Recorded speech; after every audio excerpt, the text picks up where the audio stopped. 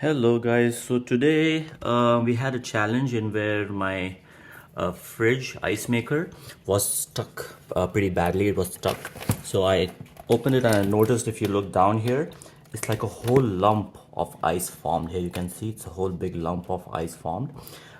So what I'm doing here is I brought it very close to my kitchen sink. Here you can see.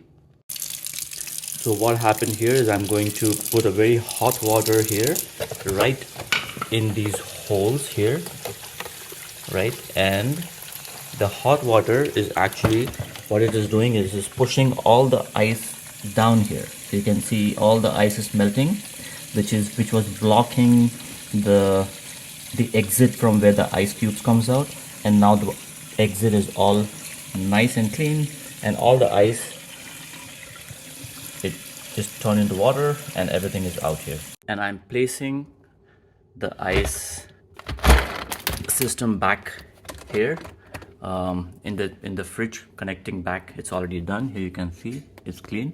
Now let's test if it is working. All right, so let's test it here. There you go. All the ice coming out nice. Yes, guys, done. That was a nice one, easy one.